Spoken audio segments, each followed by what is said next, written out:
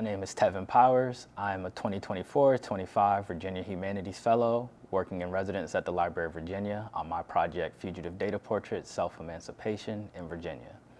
My background is in software engineering, computational linguistics, and most recently, as a community researcher.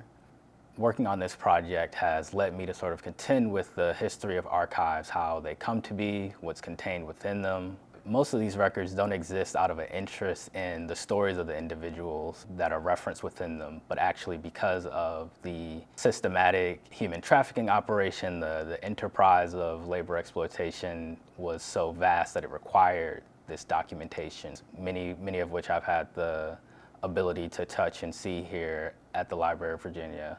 With this project, I also decided to pursue a counter-narrative. Slave narratives, interviews from the Federal Writers Project, a compilation of testimonies compiled by William Still of folks who escaped via the Underground Railroad.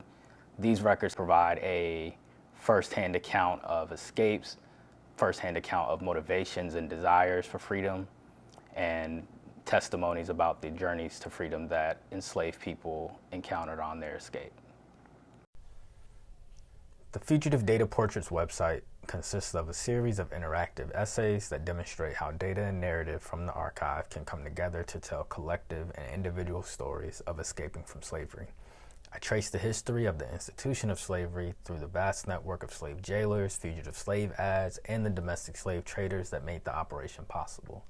Each data visualization in this series offers visitors an opportunity to engage with Virginia's historical record through the lenses of time, place, age, sex, and other recorded information.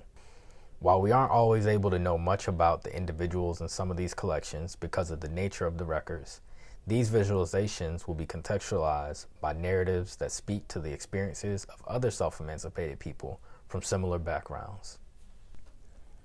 I designed each essay on the website by first thinking through how to introduce the archive and how it came to exist. Where possible, I enable users to engage with digital replicas of the records from the collections. This project interweaves accounts of slavery and rebellion from various collections, interviews, essays published in abolitionist papers, and personal journals to provide a multi-dimensional view of the experiences of people whose identities might only be preserved in these documents. The runaway slave records from Virginia Untold were my entry point into learning about the history of self-emancipation in Virginia. Working on this project has forced me to confront questions about how archives come to exist, how their narratives are shaped, who is given the power or authority of being considered a historical actor. This project has helped me come to the realization of these individuals being the catalyst for the abolitionist movement. Their acts of resistance, their acts of fugitivity help play a role in continually making the institution of slavery untenable. It is my hope that by building a platform which shows data visualizations of these archives and contextualizing them with primary source records, that others may also find an entry point to this history of self-emancipation in Virginia.